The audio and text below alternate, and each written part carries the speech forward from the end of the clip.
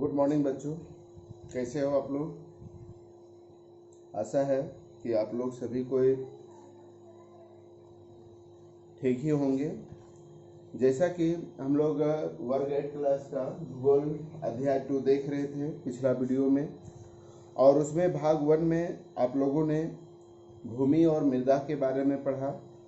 आज हम लोग अध्याय 2 के भूमि, मृदा, जल, प्राकृतिक वनस्पति और वन्य जीवन संसाधन का दूसरा भाग और अंतिम भाग पढ़ेंगे, और इसमें हम लोग समझने का कोशिश करेंगे कि किस प्रकार से जल और वनस्पति जीव हमारे लिए महत्वपूर्ण है। जैसा कि बच्चों यहाँ पर आप देख सकते हैं कि जल एक बहुमूल्य नवीकरणीय संसाधन है और यह देश के सामाजिक आर्थिक विकास का मूल आधार है। कहा जाता है कि जल है तो कल है, यानी जल से ही सारे कार्य स्टार्ट होते हैं, प्रारंभ होते हैं। और ये भी हम लोग सभी जानते हैं कि जितनी भी बड़े बड़े शहर हैं, बड़े बड़े उद्योग हैं, वो किसी न किसी नदी किनारे बसे हुए हैं, और इसका मूल उद्देश्य यह है कि उस जगह के लिए, उस शहर के लिए पीने योग्य पानी नदियों से प्राप्त कर सके। वह कल कारखाने जो है नदियों से पानी प्राप्त कर सके। यहाँ तक कि ये माना जाता है कि जिस देश में नदियाँ ज़्यादा होती हैं उस देश की उन्नति भी ज़्यादा होती है, क्योंकि जब नदियाँ चलती हैं, नदियाँ बहती हैं, तो वह अपने साथ बहुत सारे उपजाऊ मिट्टियाँ भी लेकर चलती हैं, और जब उपजाऊ मिट्टियाँ चलती हैं तो जाहिर सी बात है कि उद्योग धंधे, कृषि जो है वह बहुत अधिक मात्रा में होता है। यानी अगर ये कहा जाए कि जल के बिना हम जो है बहुत दिन तक, 1 महीने तक जीवित रह सकते हैं, यानी मनुष्य भोजन के बिना 1 महीने तक जीवित रह सकता है, परंतु जल के बिना 1 सप्ताह से अधिक जीवित नहीं रह सकता है। मानव को जीवित रहने के लिए वायु के बाद दूसरा स्थान जल का ही है, यानी हम लोग जीवित रहने के लिए हवा के बाद जल का ही जरूरत पड़ती है। पृथ्वी के भूपृष्ठ का 3/4 भाग जल से घिरा हुआ है। जैसे कि हम लोग ये पहला वीडियो में भी बताए थे कि अगर हम लोग पृथ्वी को 3-4 भाग कर दे तो 3 भाग जो है वह जल है और 1 भाग भूमि है। तो चूंकि जल का बहुत ज्यादा मात्रा होने की वजह से पृथ्वी के भूपृष्ठ का 3/4 भाग जल से ढका होने के कारण पृथ्वी को हम लोग जल ग्रह भी कहते हैं, क्योंकि यहाँ पर सबसे अधिक मात्रा में जल है। लगभग 3.5 अरब वर्ष पहले जीवन महासागरों से ही प्रारंभ हुआ था। ऐसा वैज्ञानिकों ने कहा, वैज्ञानिकों का मत है, सिद्धांत है कि हमारा जो जीवन उत्पत्ति हुआ है वह जल से ही हुआ है। ऐसे भी देखेंगे कि जहाँ पर जल जमा होता है, पानी जमा होता है, वहाँ पर तुरंत जो है कीड़े मकोड़े पैदा होना स्टार्ट हो जाते हैं। देखिएगा अगर भूमि सूखी हुई है और वहाँ पर अगर आप पानी जमा हो जाता है तो तुरंत आप देखेंगे कि विभिन्न प्रकार के कीड़े मकोड़े पैदा हो जाते हैं, यानी जल में ही जीवन पनपता है।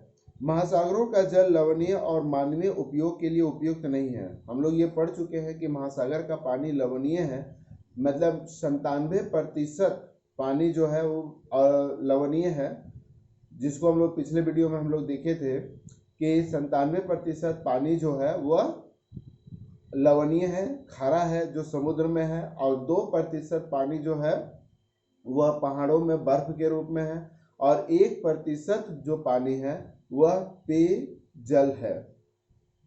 अलवण जल में केवल 2.7% ही, जिसका लगभग 70% भाग बर्फ की चादरों के रूप में अटलांटिक, ग्रीनलैंड और पर्वतीय क्षेत्रों में पाया जाता है।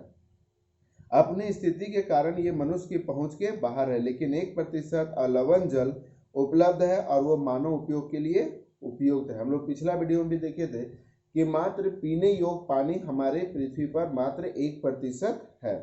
यह भौम जल नदियों और झीलों में भूपृष्ठीय जल के रूप में तथा वायुमंडल में जलवाष्प के रूप में पाया जाता है, इसलिए अलवणीय जल पृथ्वी का सबसे अधिक मूल्यवान पदार्थ है, यानी अलवणीय जल ही हमारे लिए मूल्यवान है।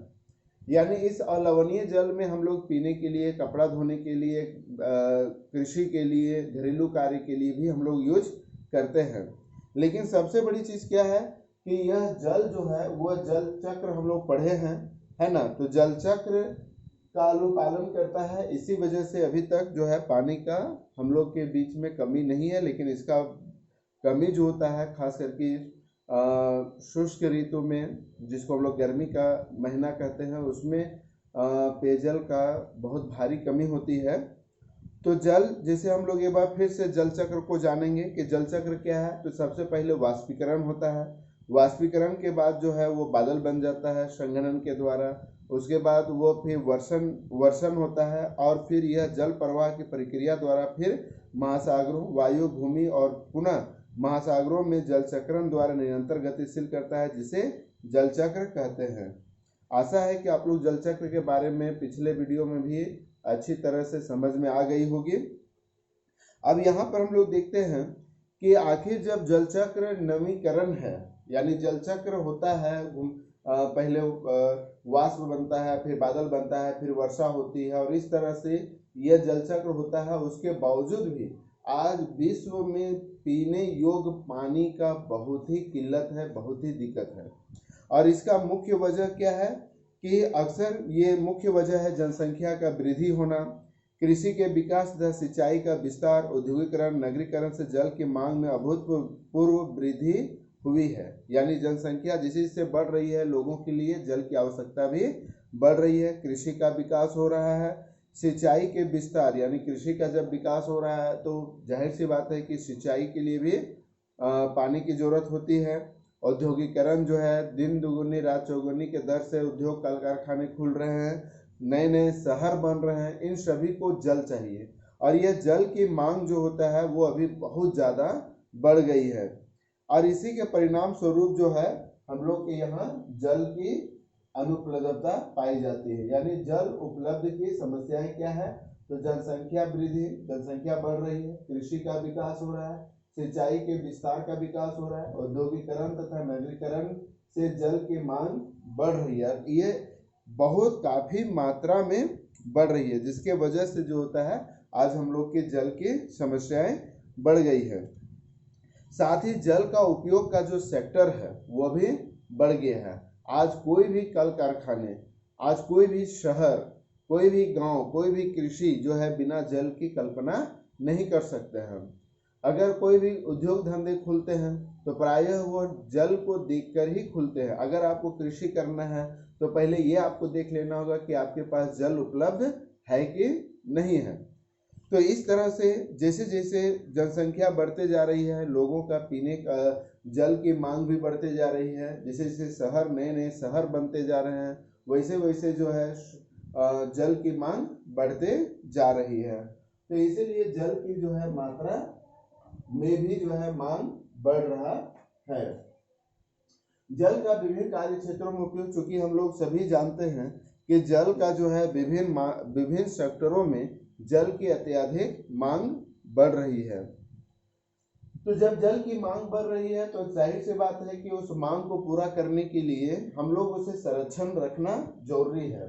तो जल संसाधनों का संरक्षण, हम जल संसाधनों का संरक्षण कैसे कर सकते हैं, तो है क्या कि वर्षा जल संग्रहण। क्योंकि हम लोग विज्ञान का जब वीडियो बनाए थे तो उसमें हम लोग वर्षा जल के बारे में पढ़े थे कि वर्षा जल संग्रहण करके हम जो है पानी का संरक्षण, जल का संरक्षण कर सकते हैं। धरातलीय जल का संरक्षण, जो धरातल पर है, चाहे वो तालाब में है या झील में है, कुआं में है, तो उसका हम लोग संरक्षण कर सकते हैं। सिंचाई पद्धति में परिवर्तन, हम लोग उस समय पढ़े थे ड्रिप, बूंद बूंद सिंचाई जो है वो पढ़े थे कि डायरेक्ट हम लोग जल जो होता है पेड़ पौधों को जड़ों तक पहुंचाना, जिससे हमें बहुत ज्यादा मात्रा में जल की बचत हो पाएगी। जल का पुनः चक्रण तथा पुनः उपयोग करना, डोभा का निर्माण करना। अभी आप देखे होंगे आपके गांव में ही डोभा का निर्माण किया गया है, तो आप देखेंगे कि डोभा वही बना हुआ है जहां जल के स्रोत है। जल क्या होता है कि डायरेक्ट बह के नहीं निकल जाता है, वह डोभा में जमा होता है और वहां फिर जो है विभिन्न कार्यों के लिए प्रयोग किया जाता है। समुद्री जल का उपयोग, अब यहाँ पर एक नया चीज जो है वैज्ञानिकों ने, चूंकि समुद्र में 97% पानी जो है समुद्र में पाया जाता है, तो यह समुद्र का पानी को जो है वैज्ञानिकों ने यूज करने के लिए जो खारा पानी है, खारा पानी को मतलब लवण को और लवण बनाने में बहुत सारे प्रोजेक्ट, बहुत सारी परियोजनाएं अभी काम चल रही है। बल्कि यहाँ तक कि कुछ देशों ने इस पर बहुत ज़्यादा काम हुआ भी है। और ये खुशी की बात है कि आने वाले समय में हम लोग समुद्र जल का भी प्रयोग विभिन्न कार्यों के लिए कर सकते हैं। अब आते हैं हम लोग, जब ये जल कंप्लीट हो जाता है, इसके बाद हम लोग आते हैं वानस्पतिक प्राकृतिक वनस्पति में। तो प्राकृतिक वनस्पति को जानने के लिए आप लोगों को पढ़ना होगा जैव मंडल। यानी जैव मंडल क्या है? ये जो पूरा हमारा जो मंडल है, मतलब हमारा जो पूरा पृथ्वी है, उसको 3 भागों में बांटा गया है: जल मंडल, स्थल मंडल और वायुमंडल। जल मंडल, स्थल मंडल और वायुमंडल। प्राकृतिक वनस्पति और वन्य जीवन, देखिए प्राकृतिक वनस्पति और वन्य जीवन। प्राकृतिक वनस्पति जो प्रकृति के द्वारा हमारे पास मिला हुआ है, और वन्य जीवन जो जंगल के जो जीवन है, केवल स्थल मंडल, जल मंडल और वायुमंडल के बीच जुड़े क्षेत्रों को जैव मंडल कहते हैं। यानी शॉर्ट शब्दों में अगर देखा जाए तो स्थल मंडल मतलब जो जीव स्थल में रहते हैं, जल मंडल जो जीव जल में रहते हैं, और वायुमंडल जो वायु में रहते हैं। अगर इन तीनों को आपस में मिला दिया जाता है तो वह बन जाता है जैव मंडल। ठीक है। तो जैव मंडल में सभी जीवित जातियां जीवित रहने के लिए एक दूसरे पर परस्पर संबंधित और निर्भर है। इस जीवन तंत्र आधारित तंत्र को पारितंत्र कहते हैं। और पारितंत्र क्या है? जैव मंडल। जैव मंडल मतलब हो गया स्थल मंडल, जल मंडल और वायुमंडल। ये तीनों आपस में परस्पर एक दूसरे पर निर्भर है, संबंध है। और इसी जीवन आधारित तंत्र को हम लोग क्या बोलते हैं? पारितंत्र कहते हैं। पारितंत्र समझ में आ गया? अब देखिए, जैसे कि मान लीजिए कि हमें जो ऑक्सीजन है, चूंकि हम लोग बिना ऑक्सीजन का जिंदा नहीं रह सकते हैं, तो ये ऑक्सीजन हमें कहाँ से मिलता है? पेड़ पौधों से मिलता है। ठीक है। और पेड़ पौधों को फिर कार्बन डाइऑक्साइड कहाँ से मिलता है? हम लोग से मिलता है। तो एक दूसरे पर संबंध हुआ। तो ये जो है एक दूसरे पर आश्रित है, तो इसलिए इसे हम लोग क्या बोलेंगे? पारितंत्र बोलेंगे। पौधे हमारे लिए इमारती लकड़ी देता है, प्राणियों का आश्रय देता है, ऑक्सीजन उत्पादन करता है जिससे हम सांस लेते हैं, फसलों को उगाने के लिए आवश्यक मृदा की सुरक्षा करते हैं, रक्षक मेखला के रूप में कार्य करते हैं। अभी हम लोग पढ़े थे पिछला वीडियो में रक्षक मेखला। तो रक्षक मेखला क्या करता है कि हमें पेड़ पौधे, फल, तारपीन का तेल, गोंद, औषधि और कागज प्रदान करते हैं। वन्य जीवन के अंतर्गत जंतु, पक्षी, कीट एवं जलीय जीव आते हैं जिससे हमें दूध, मांस, खाल और ऊन प्राप्त होता है। कीट जैसे मधुमक्खी हमें शहद देती है, फूलों के परागण में मदद करती है और पारितंत्र में अपघटन के रूप में एक महत्वपूर्ण भूमिका निभाती है। इसलिए प्राणी चाहे बड़े हो या छोटे, सभी पारितंत्र के संतुलन को बनाए रखने के लिए आवश्यक है। यानी हम लोग जो भी जीव है, हमारे आसपास जो भी जीव है, वह सभी जीव हमारे इस पारितंत्र को संतुलित करने के लिए आवश्यक है। अब यहाँ देखेंगे प्राकृतिक वनस्पति का वितरण। भूमंडल पर मिलने वाले जलवायु एवं मिट्टी की विभिन्नता कारण पृथ्वी पर अनेक प्रकार की प्राकृतिक वनस्पतियां पाई जाती हैं। विश्व की वनस्पति को मुख्य रूप से 4 वर्गों में बांटा जाता है। यानी विश्व की वनस्पति को 4 प्रमुख भागों में बांटा गया है। जैसे एक हो गया वन। तो वन मतलब जैसे वन में रहने वाले जीव, वन में रहने वाले पेड़। घास स्थल, मैदानी इलाका हो गया। गुल्म और चौथा टुंड्रा। टुंड्रा मतलब हो गया कि आपका टुंड्रा प्रदेश, मतलब हो गया बर्फ इलाका। भारी वर्षा वाले क्षेत्र में विशाल वृक्ष आ जाते हैं। यानी जहां पर भारी वर्षा होती है वहां पर बड़े बड़े पेड़ जो है उगाते हैं। जैसे जैसे आर्द्रता कम होती जाती है, वृक्षों का आकार और उसकी सघनता कम होती जाती है। जैसे जैसे जो है पृथ्वी पर जलवायु परिवर्तन होते जाती है, वैसे वैसे इसकी सघनता भी परिवर्तित होते जाती है। आर्द्रता कहने का मतलब है, जैसे कि मान लीजिए यह हमारी पृथ्वी है, ये विषुवत रेखा हो गया,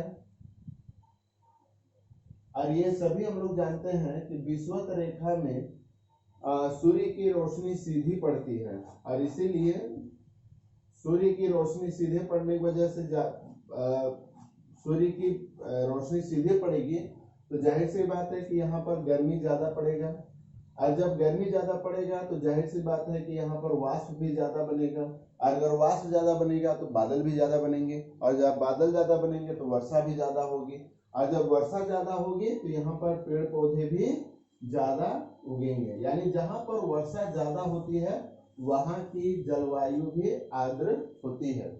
ठीक है। और जैसे जैसे हम लोग ऊपर चलते जाएंगे सूर्य की रोशनी तिरछी होती जाएगी, जिसकी वजह से धूप कम लगेगा, धूप कम लगेगा तो गर्मी कम लगेगी, और गर्मी कम लगेगा तो वह प्रदेश क्या हो जाएगा, ठंडा होते जाएगा। और जैसे जैसे वह प्रदेश हम लोग ऊपर चलते जाएंगे, वृक्षों का, वनों का जो है ये वनों का आकार और वृक्षों का भी जो है ये परिवर्तन होते जाएगा। यहाँ पर अक्सर जो पेड़ होते हैं विषुवतीय रेखा में वह बड़े बड़े होते हैं और घनेदार होते हैं। ठीक है। लेकिन जैसे जैसे आप ऊपर जाएंगे तो यह पेड़ जो होते हैं वो लंबे होने लगते हैं और लंबे होने लगते हैं और ये घनेदार नहीं होते हैं। ठीक है। सामान्य वर्षा वाले क्षेत्रों में छोटे आकार वाले वृक्ष और घास उगते हैं, यानी जहां पर वर्षा कम होती है वहां पर छोटे वृक्ष और घास उगते हैं, जिससे विश्व के घास स्थलों का निर्माण होता है। कम वर्षा वाले शुष्क प्रदेशों में कटीली झाड़ियां एवं गुल्म उगते हैं। कटीली झाड़ियां और गुल्म कहने का मतलब है कटीले पेड़ पौधे।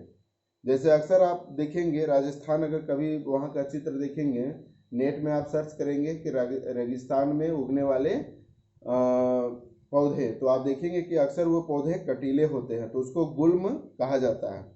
इस प्रकार के क्षेत्रों में पौधों की जड़ें गहरी होती हैं और शीत ध्रुवीय प्रदेशों में टुंड्रा वनस्पति में मांस और लाइकेन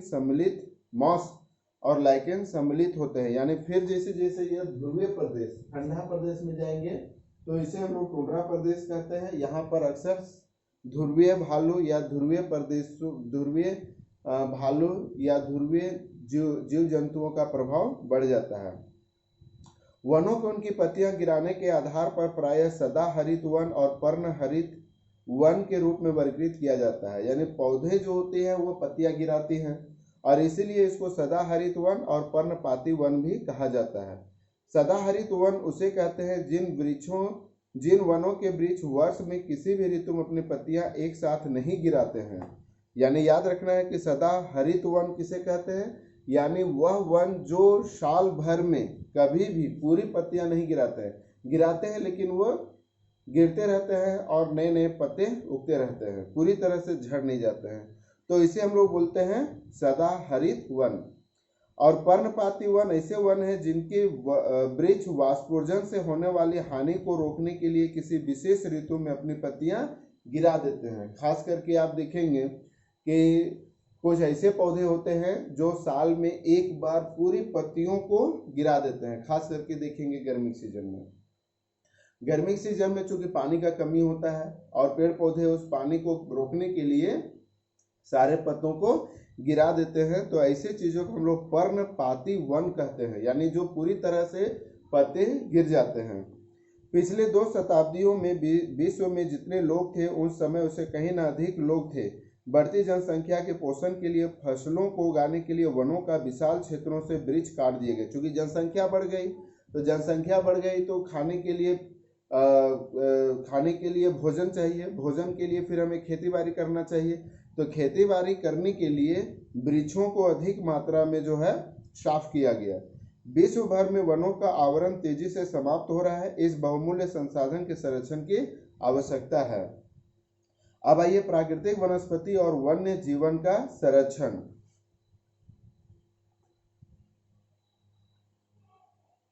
वन जो है हमारी संपदा है। अगर वन है तो ही वर्षा का ज्यादा आश रहती है। ठीक है, तो वन हमारी संपदा है। पौधे जंतुओं को आश्रय प्रदान करते हैं और साथ ही पारितंत्र को भी अनुरक्षित रखते हैं। जलवायु में परिवर्तन और मानव हस्तक्षेप कारण पौधे और जंतुओं के प्राकृतिक आवास नष्ट हो सकते हैं। बहुत सी जातियां असुरक्षित अथवा संकटापन्न हैं और कुछ लुप्त होने के कगार में है। चूंकि जंगल में ही बहुत सारे जीव जंतु वास करते हैं और जब हम लोग जंगल का विनाश कर रहे हैं तो जंगल में रहने वाले बहुत सारे जीव जंतु जो है संकट की स्थिति में पहुंच गए हैं। अक्सर आप देखिएगा कि बहुत सारे जीव जो है अभी हाल ही में बहुत ऐसे जीव हैं जो लुप्त होने के कगार में पहुंच गए हैं, तो उसे हमें बचाने की आवश्यकता है। और इसीलिए विश्व में विश्व वन दिवस जो होता है वो 21 मार्च को बनाया जाता है। इसको याद रखिएगा, विश्व वन दिवस कब बनाया जाता है? 21 मार्च को, ठीक है। और वन याद रखिएगा कि वन दो तरह के होते हैं। पहला हो गया पहला जो हो गया वो सदाहरित वन, सदाहरित वन। इससे आपको ये पता चलेगा, सदाहरित मतलब सदा हरा रहे, इसको याद रखिएगा, सदा हरा रहे, यानी वह वन जिसमें पेड़ पौधे सदा हरे भरे रहते हैं उसे हम लोग बोलते हैं सदा हरित वन। और एक हो जाता है पर्णपाती वन। पर्ण मतलब पत्ते, पाती मतलब गिरना, है ना, पत्ते गिरने वाले वन, यानी वैसे वन जहां पर साल भर में कोई भी एक ऋतु में सारे पत्ते जब गिर जाते हैं तो उसे हम लोग पर्णपाती वन कहते हैं। ये शॉर्ट याद रखने का तरीका है, ठीक है। तो वन हमारी संपदा है, पौधे जंतुओं का आश्रय प्रदान करते हैं, और अक्सर अगर हम जंगलों को काट देंगे तो वहां पर रहने वाले जीव जंतु भी लुप्त हो जाएंगे और वह संकटपन में उत्पन्न हो जाएंगे। तो इसके लिए वनोन्मूलन, मृदा अपरदन, निर्माण कार्य, दावानल और भूस्खलन से कुछ मानव निर्मित और प्राकृतिक कारक है जो मिलकर इन महत्वपूर्ण प्राकृतिक संसाधनों के लुप्त होने की प्रक्रिया को बढ़ावा देती है। यानी इन जंतुओं को लुप्त होने का मूल कारण है कि वनों का कटाई होना, है ना, वनों कटाई होना, मृदा अपरदन होना, मिट्टी जो मिट्टी हमारी उपजाऊ मिट्टी है उसका बह जाना बाढ़ से, निर्माण कार्य होना, जंगलों में बड़े बड़े जो है फैक्ट्री का निर्माण होना, रोड का निर्माण होना, ये सभी कारण होते हैं। दावानल मतलब आग का लगना, और भूस्खलन मिट्टी का फिसल जाना, ये सारे कुछ प्राकृतिक कारक हैं जो मिलकर इन महत्वपूर्ण प्राकृतिक संसाधनों के लुप्त होने की प्रक्रिया को बढ़ावा देते हैं। आज की मुख्य चिंताओं में एक अनाधिकार शिकार करने की संख्या को बढ़ना है, जिससे कुछ खास प्रजातियों की संख्या में तेजी से कमी आ रही है। यानी शिकार भी जो होता है, लोग अक्सर शेर का शिकार करते हैं और यह शेर जो होते हैं वह काफ़ी कम मात्रा में पाए जाते हैं। एक चीज़ याद रखना है कि 1950 में वन महोत्सव वर्ष आरंभ किया गया था, ठीक है। और चिपको आंदोलन वनों के प्रति लोगों में जागरूकता का ज्वलंत उदाहरण है। चिपको आंदोलन क्या होता है कि इस आंदोलन में कुछ ठेकेदार लोग जो है जंगलों को साफ करने के लिए आए हुए थे, मतलब ठेकेदार लोग। तो वहां के लोग क्या किए कि जंगल को बचाने के लिए वहां के लोग जो है वो पेड़ से चिपक गए, यानी उन लोग कहना था कि पेड़ को काटने से पहले अब हमको काटो, है ना। तो ठेकेदार क्या हुआ, मजबूरी पर जो है, चूंकि वो पेड़ के बदले आदमी को काट नहीं सकता है, इसीलिए यह आंदोलन जो है बहुत कारगर साबित हुआ और ठेकेदार जो है वो जंगलों को छोड़ के भाग गया, और इसीलिए इस आंदोलन को चिपको आंदोलन कहा जाता है। याद रखना है कि झारखंड का एकमात्र बेतला नेशनल पार्क, ठीक है, बेतला नेशनल पार्क झारखंड का एकमात्र राष्ट्रीय उद्यान है जो लातेहार जिले में स्थित है। नेशनल पार्क बेतला में, और वो भी कहाँ है, लातेहार में। कभी मौका मिलेगा तो लातेहार जरूर जाइएगा। पशु खाल, चमड़ा, नाखून, दांत और पंखों के साथ साथ सींगों का एकीकरण और गैर कानूनी व्यापार के लिए जंतुओं का अनधिकार शिकार किया जाता है। यानी जानवरों शिकार किस लिए किया जाता है, उसके खाल के लिए, चमड़ा के लिए, उसके दांत के लिए, सींग के लिए, है ना, इत्यादि के लिए जो है लोग जानवरों का शिकार करते हैं। इससे कुछ जंतु चीता, शेर, हाथी, ब्लैक बक, मगरमच्छ, दरियाई घोड़ा, हिम तेंदुआ, शुतुरमुर्ग और मोर, इसकी संरक्षण जागरूकता बढ़ाकर किया जा सकता है।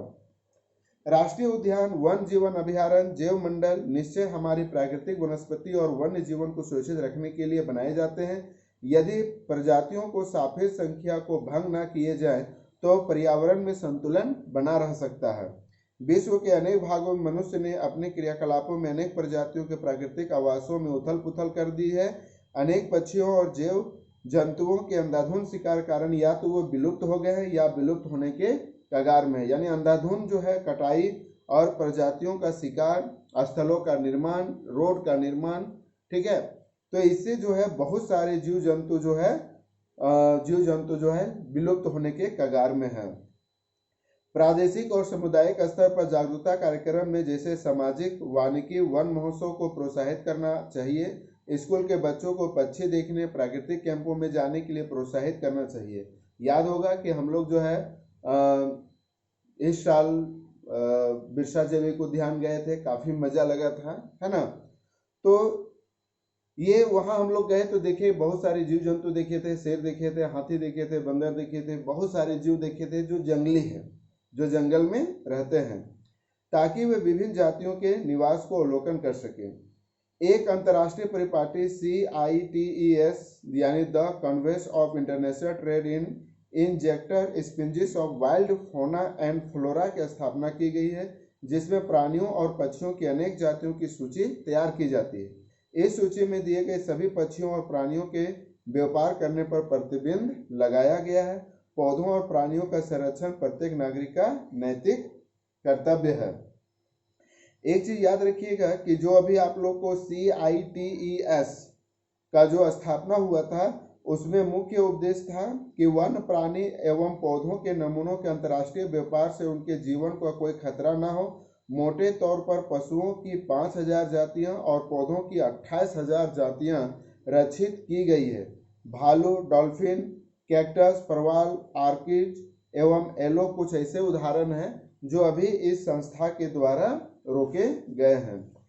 तो इस तरह से हम लोग जो है अध्याय 2 जो है मृदा, भूमि, जल और प्राकृतिक वनस्पति के बारे में अध्याय 2 हम लोग पढ़ चुके।